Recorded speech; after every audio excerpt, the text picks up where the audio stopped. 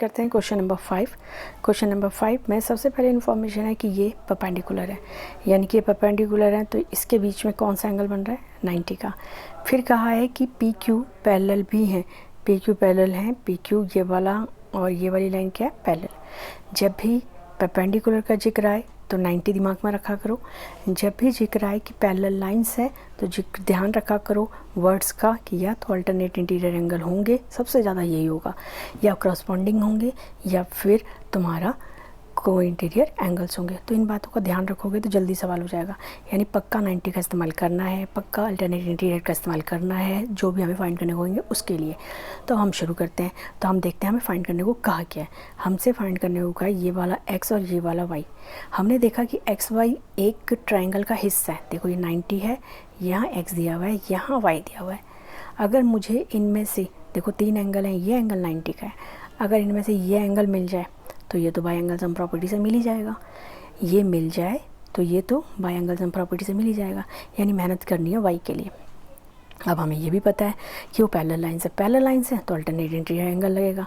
आप देखो क्वेश्चन में क्या दिया, ध्यान से देखना। ये पी क्यू है और ये तुम्हारा एस आर है, और ये तुम्हारे पास देखो पी क्यू है और ये तुम्हारे पास एस आर है, और एक जो है वो ट्रांसवर्सल है। वो ट्रांसवर्सल है कौन, क्यू आर, ये ट्रांसवर्सल है।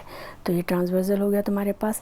अगर ये ट्रांसवर्सल हो गया तुम्हारे पास तो ये तुम्हारे पास ट्रांसवर्सल है, ये आर एक्स्ट्रा है, ये नहीं लिखा होना चाहिए था, तो ये ट्रांसवर्सल हो गया। अब ट्रांसवर्सल हो गया तो अब तुम्हारे को क्या क्या देखना है एक बार फिर देखते हैं।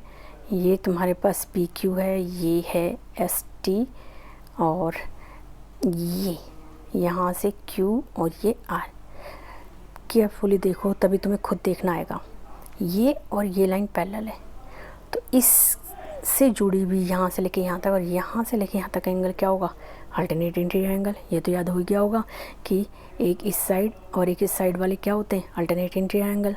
तो यानी कि ये अल्टरनेट इंटीरियर एंगल है।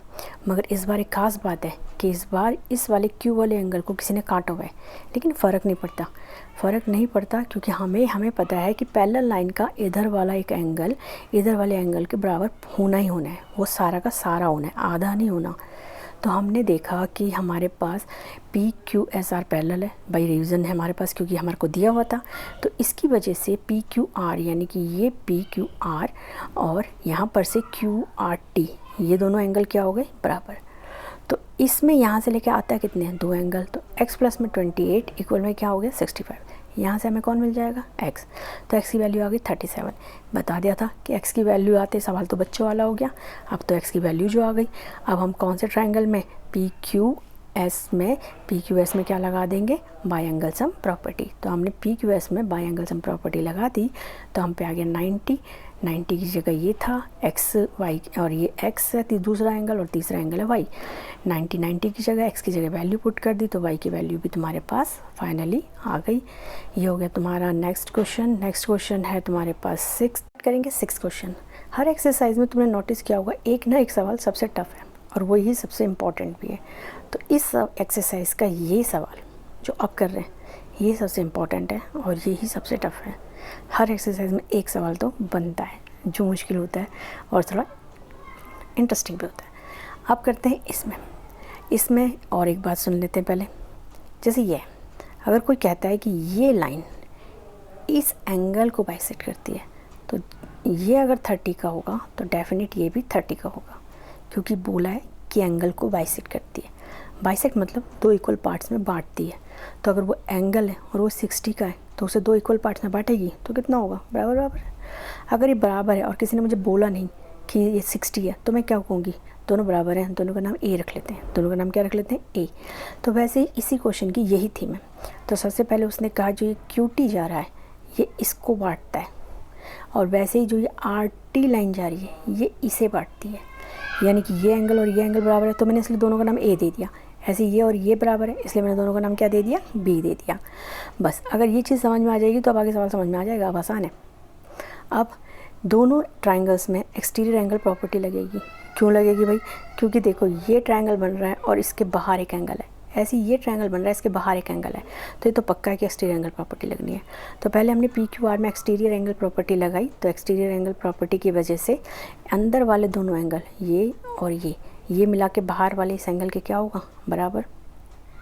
तो ये एंगल है P, इसका नाम है Q और इक्वल में किसके, PRS के, PRS के। अब एंगल P की जगह तो चलो P ही आएगा, लेकिन Q में कितने एंगल हैं, 2 एंगल हैं, 2A है, और सामने PRS कितना है, 2B है, तो हमने इसके बराबर रख दिया। अब हमने यहाँ 2 से क्या कर दी, डिवाइड, तो 2 से डिवाइड कर दी, तो यहाँ से 2 डिवाइड हो गया, ख़त्म हो गया, यहाँ से 2 डिवाइड हो गया, ख़त्म हो गया, और यहाँ 2 से डिवाइड हुआ तो 2 था नहीं कटने के लिए, तो हाफ नीचे आ गया, तो हमने 2 से डिवाइड कर दी। अब हम दूसरे, इसको इक्वेशन 1 कह के छोड़ देंगे, काम आई है अभी, लेकिन अब दूसरे वाले ट्रायंगल को सॉल्व करेंगे। देखो अब ये ट्रायंगल है और इसका एक्सटीरियर एंगल ये, तो यानी कि ये एंगल और ये एंगल किसके बराबर होना चाहिए, बाहर वाले के। तो इसमें भी ऐसे ही हमने इसमें करा, ये QTR है, ये एंगल हमने एक्सटीरियर एंगल प्रॉपर्टी लगाई, तो एंगल A जो कि ये है, एंगल T जो कि ये है, और बाहर वाला एंगल कौन है, एंगल B, तो हमने इसमें लगा दी प्रॉपर्टी। ये भी B के बराबर आ गया, ये भी B के बराबर है और ये भी B के बराबर है। कोई भी चीज़ जब आपस में बराबर होती है, जैसे ये एंगल B के बराबर, ये भी B के बराबर है, ये भी B के बराबर है, तो यानी कि ये हिस्सा और ये हिस्सा आपस में बराबर होंगे, क्योंकि ये दोनों किसी एक के बराबर है। तो ये भी B के बराबर है, ये भी, तो हम कह सकते हैं फ्रॉम इक्वेशन 1 एंड 2 ये दोनों किसी एक के बराबर हैं, तो ये दोनों आपस में भी क्या होंगे, इक्वल। तो हमने इन दोनों को किस में रख दिया, इक्वलिटी में। फिर हमने पाया कि A और A तो सेम है, तो ये तो कट गए।